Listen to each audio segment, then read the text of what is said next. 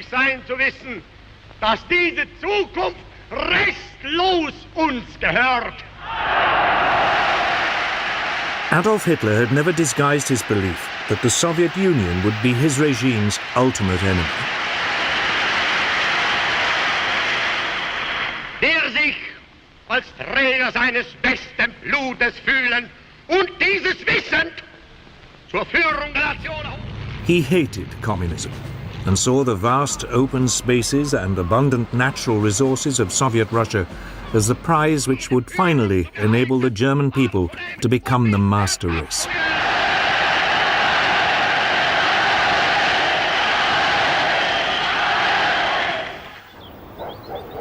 Throughout the early months of 1941, as he stayed at the Berghof, his country retreat in the Bavarian Alps, Hitler planned his greatest gamble. Operation Barbarossa, the assault on the Soviet Union.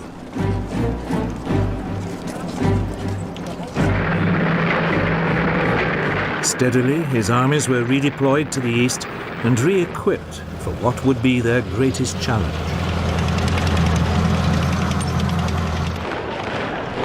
In theory, Stalin's Soviet Union was still Hitler's ally, and Stalin was keen to keep it that way, for his country was woefully unprepared for war.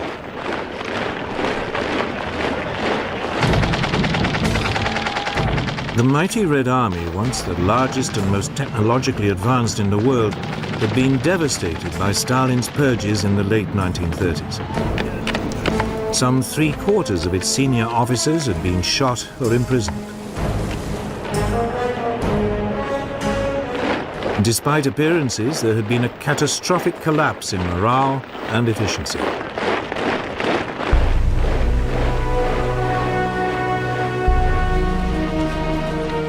As German soldiers now flooded into neighboring Poland, Stalin, desperate to maintain the peace, gave orders that nothing should be done to offend Hitler.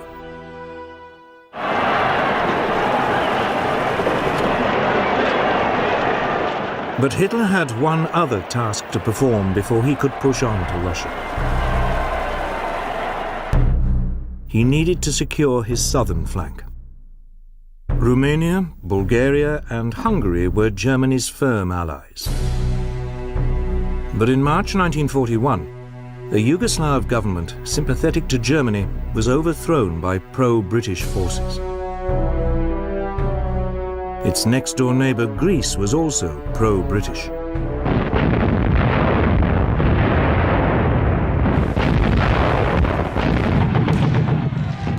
So, on April the 6th, 1941, the German army invaded the Balkans.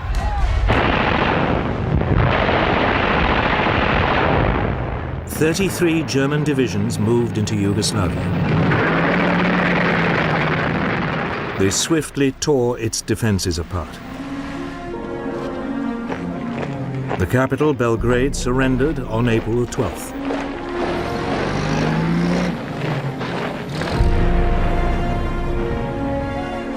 Greece fell almost as quickly. Despite British help, Athens was captured in less than 3 weeks. The way was now clear for Operation Barbarossa.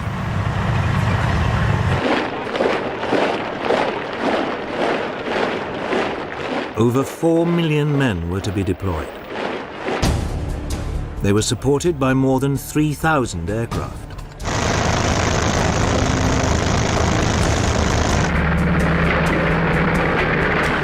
The plan called for 3 simultaneous thrusts. Army Group North would overrun the Baltic states and seize Leningrad.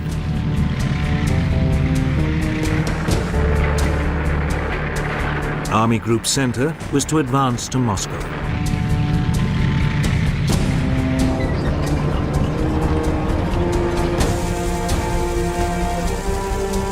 And Army Group South would occupy the Ukraine.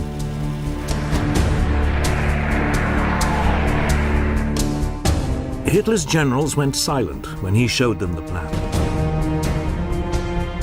They were worried it was too ambitious and would spread their forces too thinly. But none dared voice their doubts. The Red Army was much bigger. It had nearly 2 million men within striking distance of the Western Front and millions more in reserve.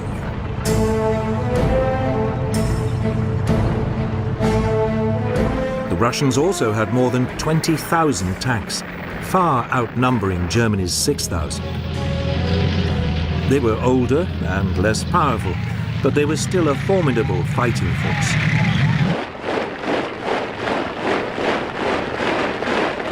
The issue for Germany was, could its superior technology and speed overwhelm the Russians before the Red Army's vast numbers ground them down?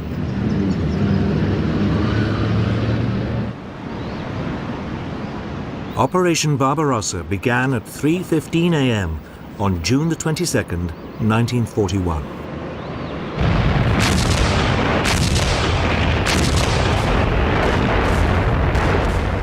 The Luftwaffe joined in at dawn, targeting Soviet airfields.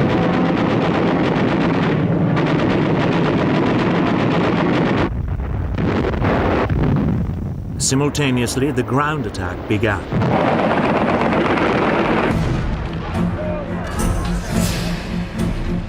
The Germans swiftly crossed the River Bug on the border between Poland and the Soviet Union.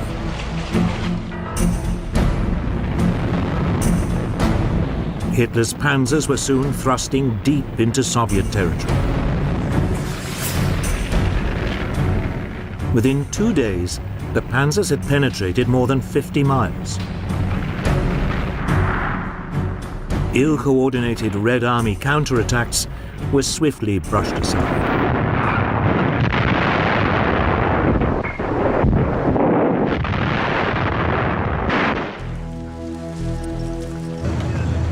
Tens of thousands of Soviet prisoners were rounded up.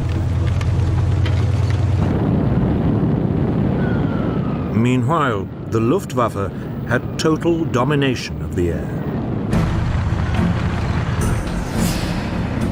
The Red Army's leadership seemed paralyzed by the German onrush.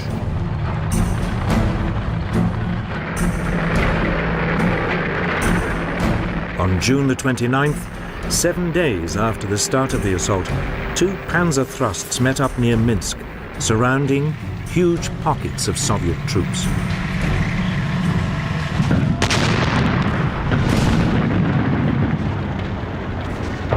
As the follow-up infantry arrived, more than 300,000 prisoners were taken.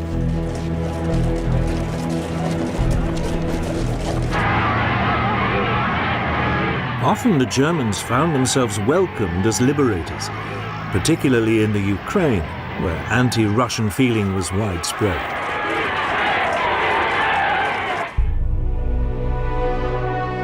In Moscow, Stalin appeared to have suffered a near breakdown at the news of his betrayal by Hitler. He remained silent for more than a week.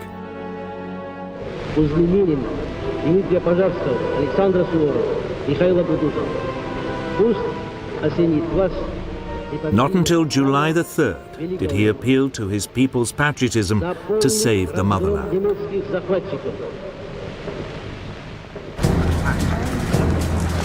In Britain, the Prime Minister, Winston Churchill, received the news of Operation Barbarossa with very different feelings. It meant the country no longer stood alone.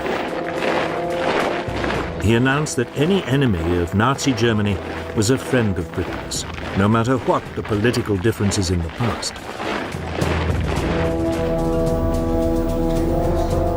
He then sent a mission to Moscow to sign a treaty of mutual assistance with Soviet Foreign Minister Vyacheslav Molotov.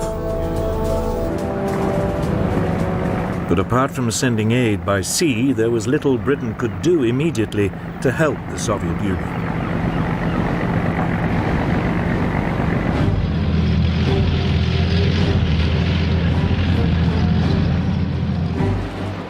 As June turned to July, the German blitzkrieg slashed deeper into Soviet territory. It was beginning to look as if nothing could stop Hitler, but he was about to make his first major strategic blunder.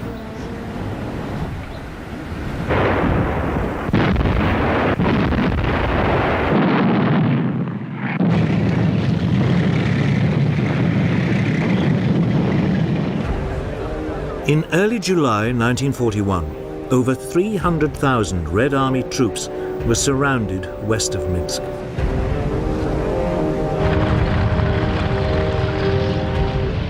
Hitler's panzer commanders, in particular General Heinz Guderian, begged to be allowed to race on. Operation Barbarossa was working like clockwork.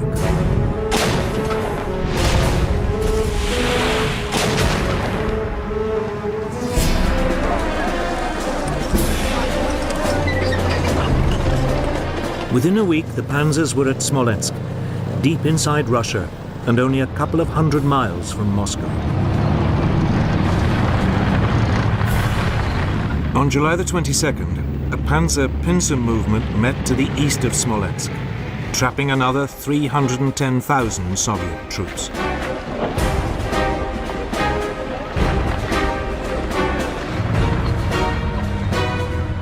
Here there was a brief pause, while the rest of the army caught up. Though the tanks could move at spectacular speed, most of the army still had to walk or rely on horse-drawn transport. But it still only took them 5 days before they arrived and began mopping up. The operation was completed in just 9 more days. Vast columns of Soviet prisoners began trudging west to captivity. Over 2.5 million never returned.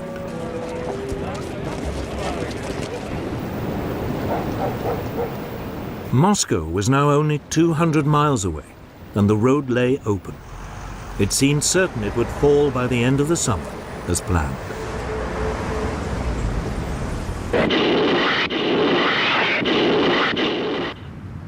But elsewhere, the German advance was finding the going more difficult.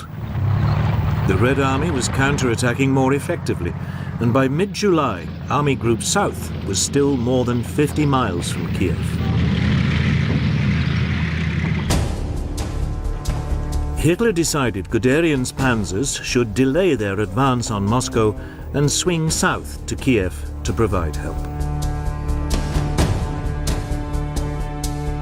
Guderian objected strongly, but Hitler was adamant. There should be no further advance on Moscow until Kiev had fallen. It would turn out to be a fateful decision. There were already worrying signs the Red Army was not going to be the pushover Hitler had been expecting. Soviet manpower seemed endless. More than 16 million troops were now mobilized. And the Red Army now had some formidable new weapons.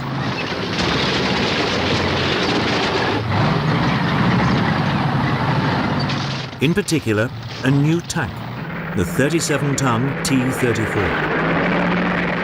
It had a 76mm gun and was faster and better cross-country than the Panzer Mark IV.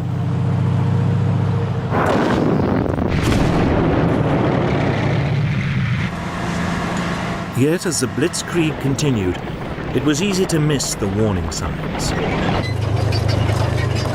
Guderian's panzer group began its thrust south on August the 23rd, 1941. The panzers of Army Group South struck north 3 weeks later. The pincers met east of Kiev on September the 16th.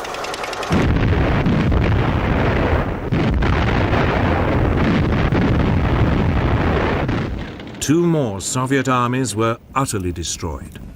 500,000 men were killed or captured.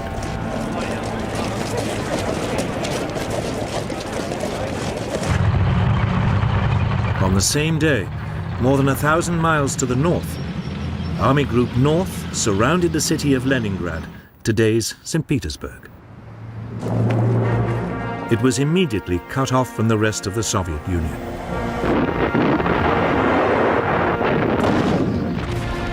The city was besieged. Hitler decided not to storm it, and the German troops settled down to starve it into surrender. Conditions in the city became dire. The only link to the rest of the Soviet Union was across Lake Ladoga to the east, but only a small amount of food could come in by water. Starvation set in. Over 11,000 people died in November.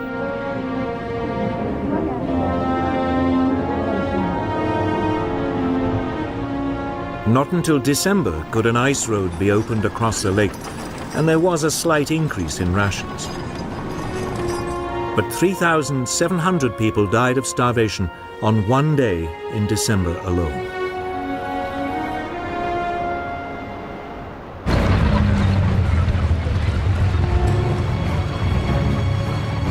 Meanwhile, Army Group Center now prepared for the final assault on Moscow. Guderian's panzers had rejoined it to lead the blitzkrieg. The Germans had a 2-to-1 superiority in tanks and men at the front, and 3-to-1 in aircraft.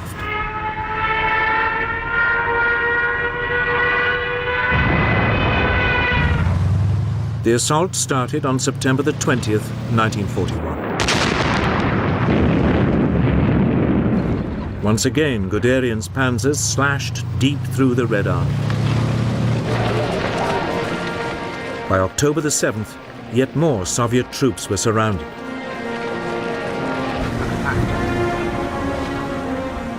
But Stalin was determined to defend Moscow to the last. He appointed Marshal Georgy Zhukov to organize the defense of the city.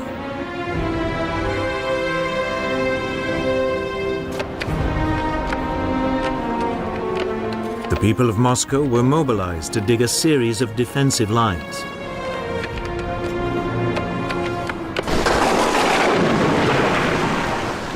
But the real obstacle to German advance would be the weather. On October the 8th, heavy rains set in. German vehicles soon became bogged down in a sea of mud.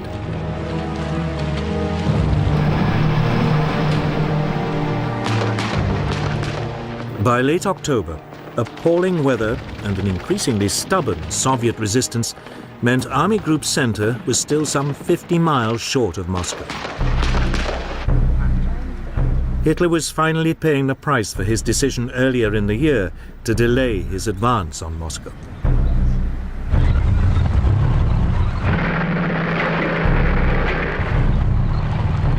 At around the same time, Army Group South reached the Black Sea, trapping yet more Soviet soldiers.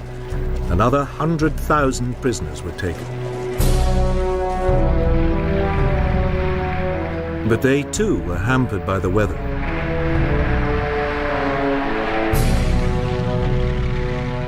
Even so, the city of Kharkov was captured on October the 24th, 1941. But the weather was now starting to freeze. The German forces, confident the campaign would be over by the summer, were caught unprepared. With no winter clothing, they now suffered terribly.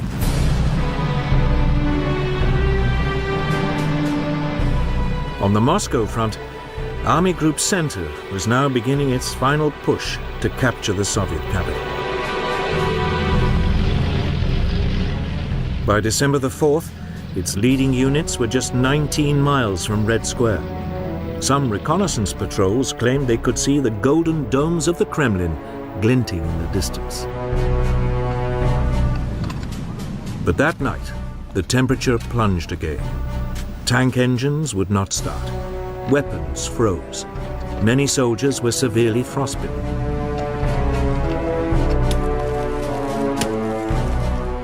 On December the 5th, the Germans halted the attack. Winter had come to the rescue of the Red Army. But the Germans were confident that come the spring, they could finish the job.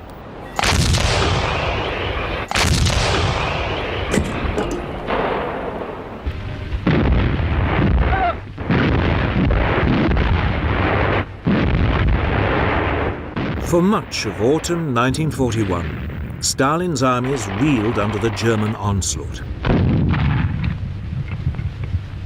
But all the while, he had another worry, that the Japanese would attack his forces in Siberia.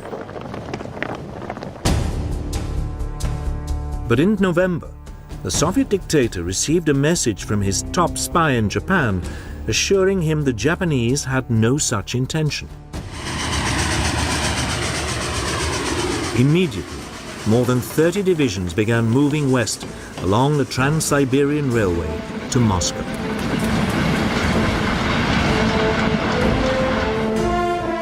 They were well equipped and well trained in winter fighting.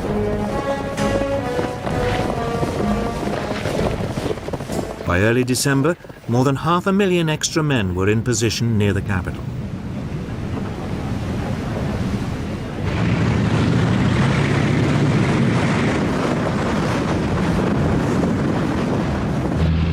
On December the 5th, just as the Germans were abandoning their attempt to capture Moscow, they were hit by a savage Russian attack.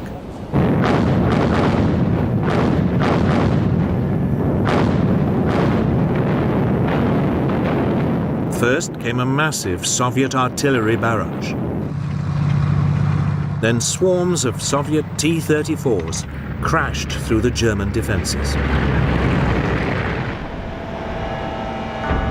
Stunned by the savagery of the attack by an enemy they had assumed was on the ropes, the Germans fell back. For the next 7 days, the Soviet troops tore into the German forces.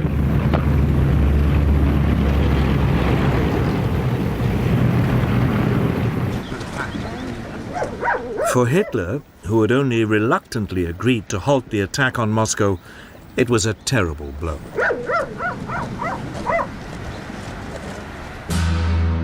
On December the 19th, he sacked his overall commander-in-chief, Field Marshal Walter von Brauchitsch, and assumed command himself. Heinz Guderian was also sacked, along with 35 other senior officers.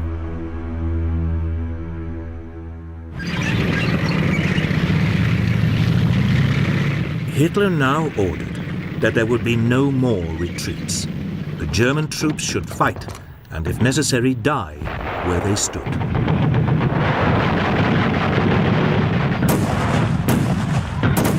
It worked. The German line gradually steadied. But Stalin, elated by the Red Army's success, now demanded a massive advance across the whole front.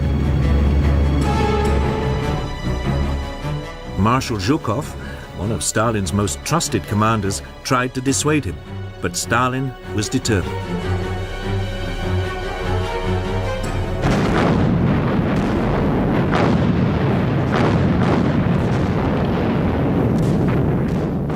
For the next 4 months, fighting swirled inconclusively around the German defensive positions. For Hitler, this was a very uncomfortable situation.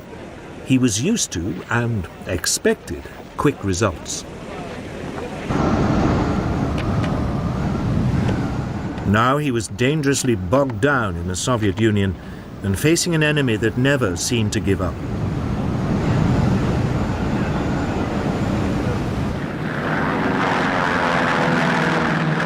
Nor was Russia his only headache.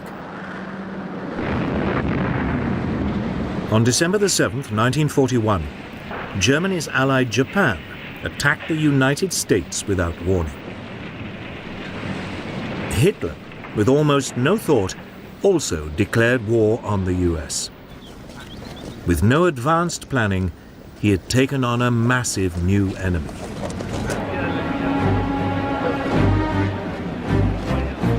As 1941 became 1942, Hitler remained determined to go on the offensive again in Russia. But he needed a new strategy. The original plan of fighting across the whole front was no longer tenable. Moreover, as his economic advisors told him, Germany's oil supplies were running low. So he decided to halt the attacks in the north and instead head for Russia's oil fields in the south. The initial plan for Operation Blue, as it was called, envisaged an assault south of Kharkov, with Army Group A swinging down to seize the oil fields, while Army Group B covered its flank along the River Don.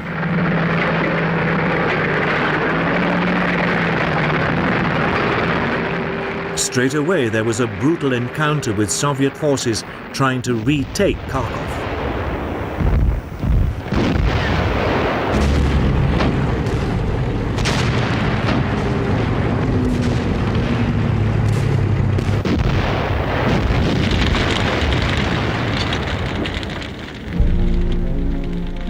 Another 200,000 Soviet troops were captured.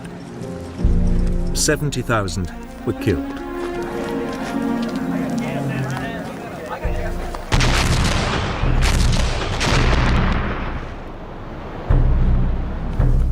As part of the same operation, the Germans tightened their siege of the port of Sebastopol in the Crimea. For 8 months, the defenders had been under constant bombardment from German artillery, including a massive 400mm railway gun.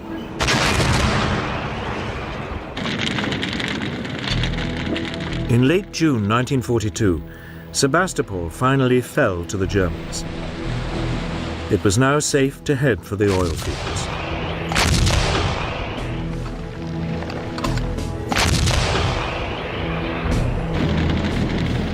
On June the 28th, the offensive began. Army Group B forced its way through to the River Don and advanced along its western bank.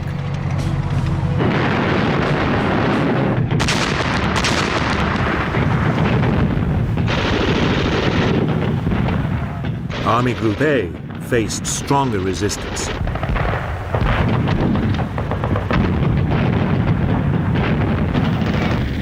But by July the 9th, it was close to Rostov.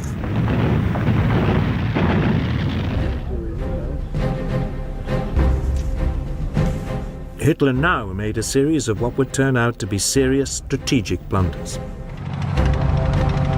As Army Group B made its way along the Don, the Führer ordered it to capture Stalingrad, even though the city had no immediate strategic significance.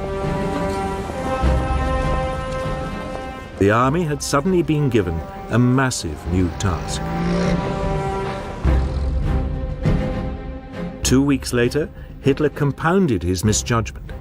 Frustrated by the slow progress of the campaign in the Caucasus, he diverted the bulk of his panzers down to the mountains.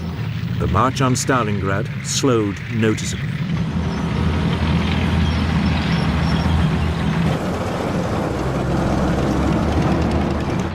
The reinforced Army Group A now raced across the Caucasus to within 70 miles of the Caspian, threatening to cut off all the Soviet armies in the area.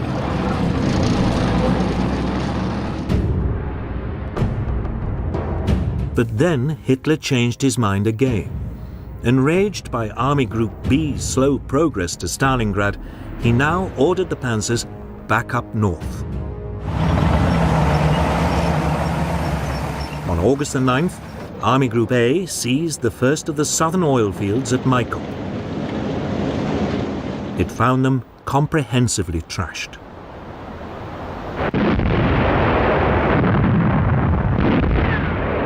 But without reinforcements, it could get no further, and the huge oil fields in the central Caucasus and those near the Caspian Sea remained beyond its grasp. But by now, Hitler's attention had shifted again. In late August, German forces were within striking distance of Stalingrad.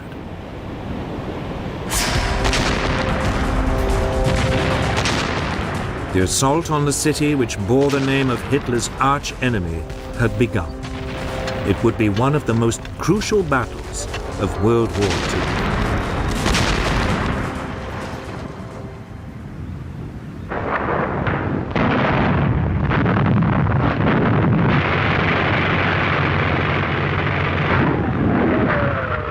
On August the 17th, 1942, General Friedrich Paulus's Sixth Army crossed the Don and began a final push on Stalingrad.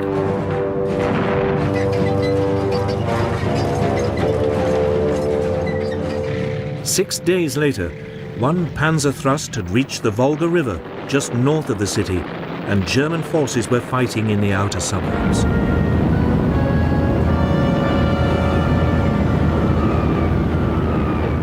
Hitler seemed poised for a famous victory.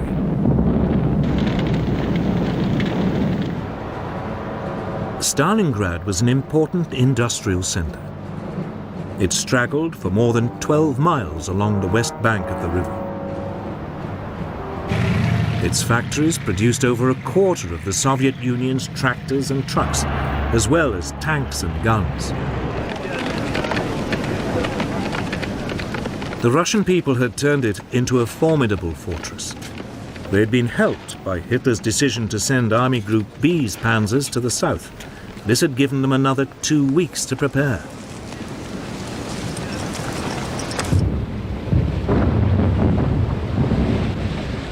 The German plan was to make a direct assault on the city.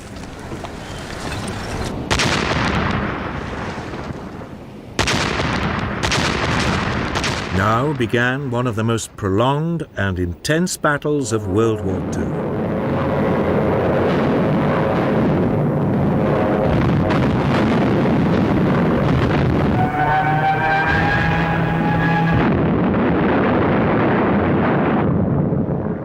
Slowly, the Germans edged forward, street by street, with Stuka dive bombers blitzing just ahead of them.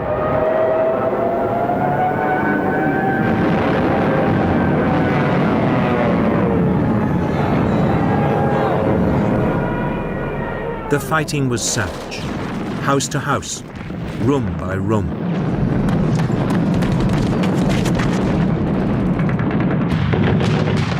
The Soviet defenders used the sewers for shelter and communications, and the ruins above for sniping.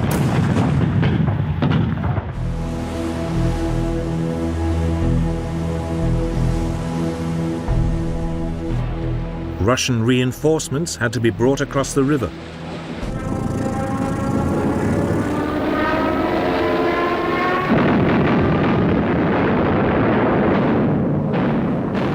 Often they were under assault from the air. But even so, thousands got through.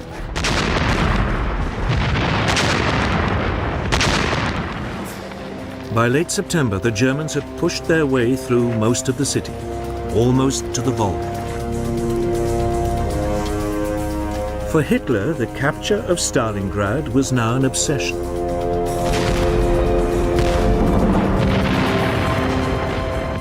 On October the 4th, 1942, General Paulus launched what was meant to be the final assault on Stalingrad. Tanks led the way, grinding over the rubble and firing point blank into courtyards.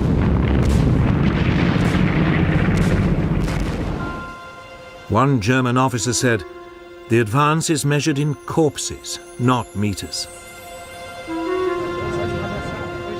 German victory seemed certain, but in fact, the Germans were dangerously overextended.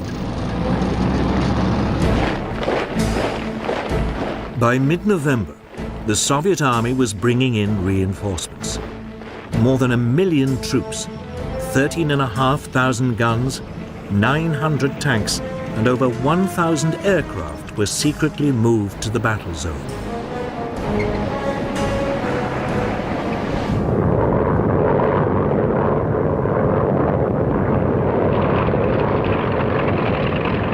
On November the 19th, they attacked the Germans' northern flank.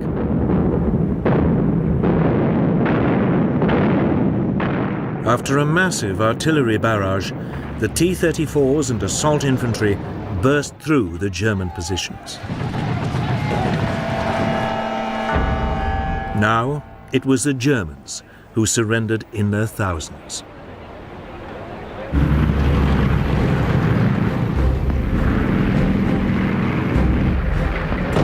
The next day, a Soviet assault in the south was equally successful. And on November the 23rd, these pincer movements met west of Stalingrad, cutting off the German 6th Army. General Paulus, in charge of the German forces, could have broken out, but Hitler ordered him to stand and fight. The Führer had been assured by the Luftwaffe that sufficient supplies could be airlifted into Stalingrad. This was enough for him to announce that the German positions must hold out until relieved. To help Paulus, Field Marshal Erich von Manstein, the overall German commander in the region, launched Operation Winter Storm on December the 12th. It was an attempt by the German panzers to break the Soviet encirclement of the city.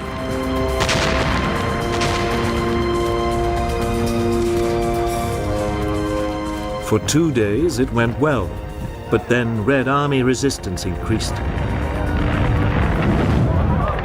By December the 23rd, the German rescue attempt had ground to a halt about 30 miles from the city. Manstein advised the beleaguered Paulus to attempt to break out of Stalingrad. But Paulus wanted Hitler's permission. This was refused. It was probably too late anyway. Marshal Zhukov now unleashed the next stage of his master plan.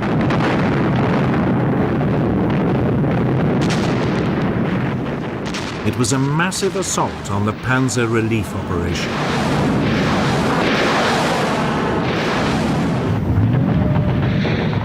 The panzers were pushed back, away from the city, and by the end of December, all hope of relieving the German forces in Stalingrad had gone.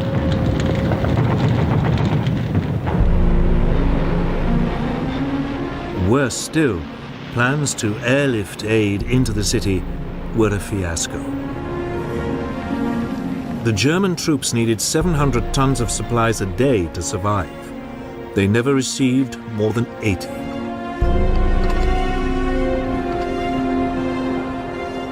The weather was too bad, and the Red Air Force now commanded the skies.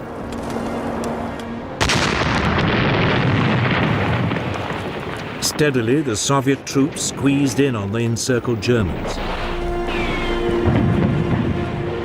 200,000 men were trapped.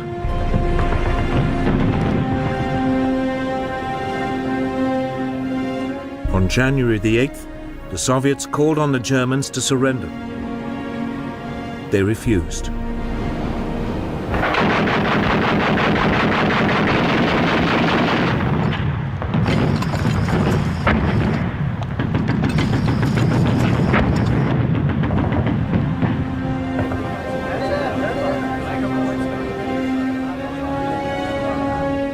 On January the 31st, 1943, Paulus was forced to surrender.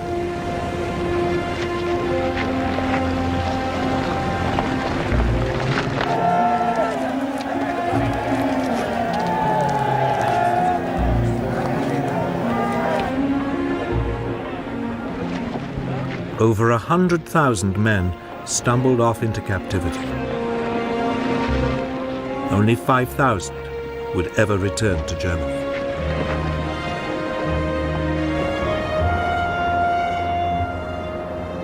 Stalingrad had been a bloody battle. The Germans had been savaged. They had lost some 300,000 of their men and at least as many of their allies.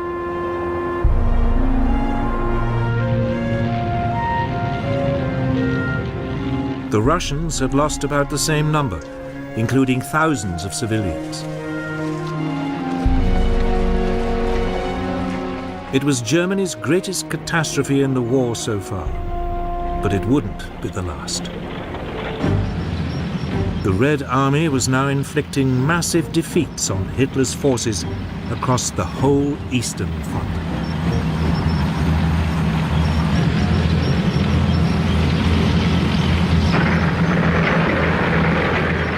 Stalingrad had been a great triumph for the Soviet army. Now its operational commander, Marshal Zhukov, set his sights on Germany's Army Group A, still camped in the Caucasus. Soviet troops thrust their way west of Stalingrad, and by early December 1942 were within 120 miles of Rostov. There was a real possibility all the German forces in the south would be cut off. With little choice, Hitler reluctantly gave Army Group A permission to fall back.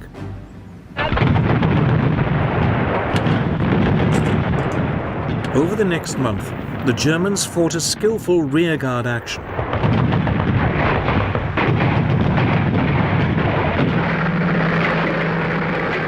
Hundreds of thousands of troops withdrew.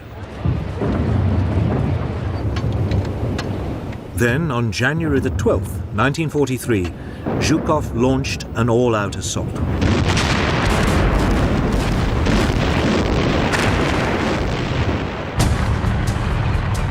The Soviets attacked along a 500-mile front.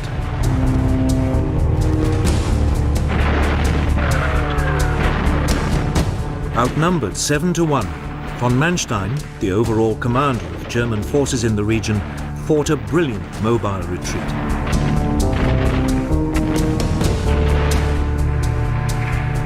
But by the end of February, the Red Army had recaptured both Kursk and the nearby city of Kharkov. This Russian winter offensive had struck a crippling blow to German power. Over a matter of months, it had lost 1 million men and vast numbers of tanks and guns.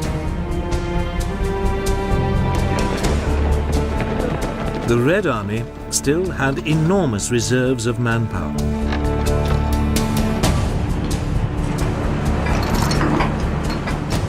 It was also benefiting from a huge increase in weapons production and aid from the United States and Britain. The Germans also no longer had the technological upper hand. The T-34 tank was more than a match for the Panzer Mark IV. And they also had the terrifying Katyusha multiple rocket system, which shattered German troops.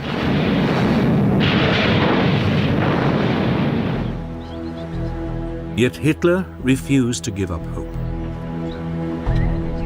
He still dreamed of a preemptive summer assault that would throw the Soviet Union off balance and regain the initiative. The city of Kursk seemed the obvious place to start. Here, the Soviet assault had pushed a bulge deep into the German lines. It looked temptingly exposed. Hitler decided it should be cut off and annihilated. He also had an ace up his sleeve. The German counterattack would be led by a new generation of German tanks, specially designed to combat the formidable Russian T-34. The massive but slow 55-ton Tiger had a lethal 88mm gun, and its frontal armor made it almost impervious to Soviet tank darts.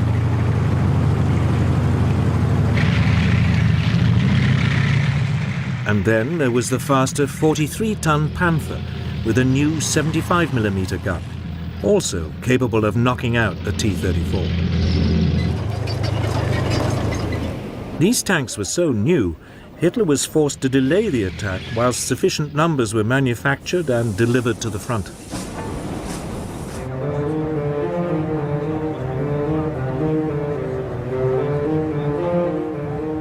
But even as the German forces began to assemble, the Soviet commander, Marshal Zhukov, guessed what was about to happen. Soon afterwards, he received information from a Soviet spy ring inside the German High Command, confirming the site of the attack. Zhukov ordered the construction of a series of defensive lines with anti-tank ditches, minefields, and deep belts of barbed wire. He also massively built up Soviet forces in the area pulling in troops and tanks from less vulnerable parts of the front.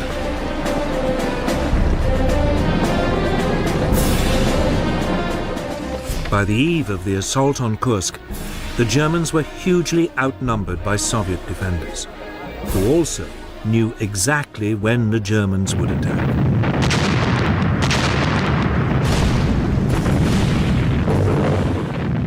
On July the 5th, 1943, just as the German troops prepared to assault, they were hit by a huge Soviet artillery bombardment.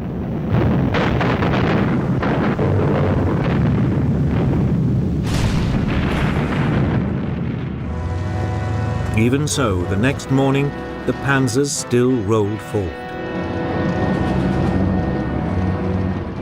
But this time, they were up against a well-entrenched enemy. There was no realistic chance of a lightning blitzkrieg breakthrough.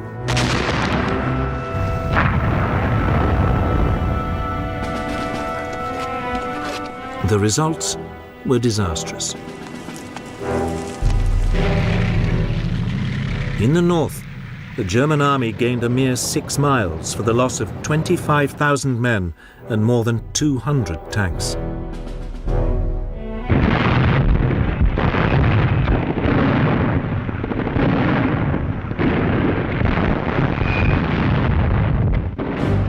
In the south, the Germans fared a little better. A wedge 25 miles deep was driven into the Soviet defenses, but it also came at a high price. 10,000 men were killed and 350 tanks destroyed.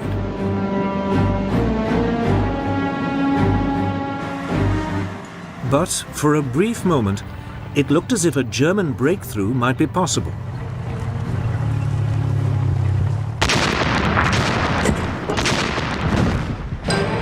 Then Zhukov threw in his reserves. On July the 12th, 1943, 900 tanks charged into the German flank.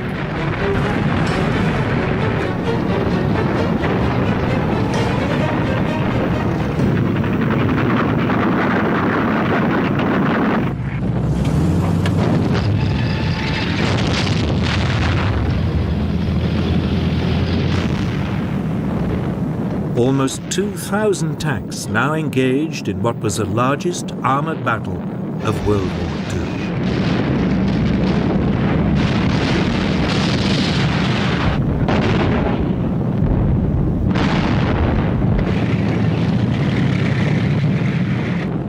The Soviet T-34s drove into the German lines and opened fire at point-blank range.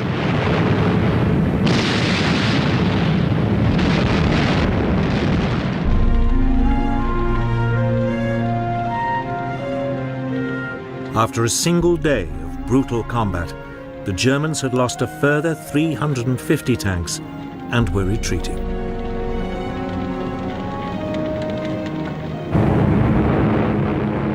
Meanwhile, overhead, there was an epic air battle. Eventually, the Soviet Air Force established supremacy over the Luftwaffe.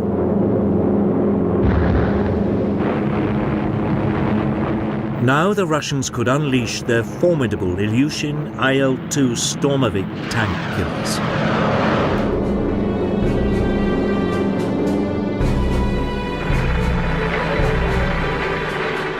By July the 23rd, the Germans had lost any ground they had gained, and with it, the cream of their army.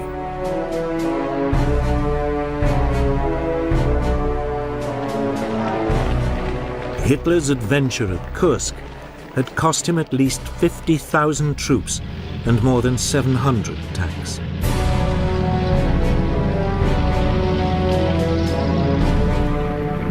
Never again would the Germans launch a major offensive on the Eastern Front.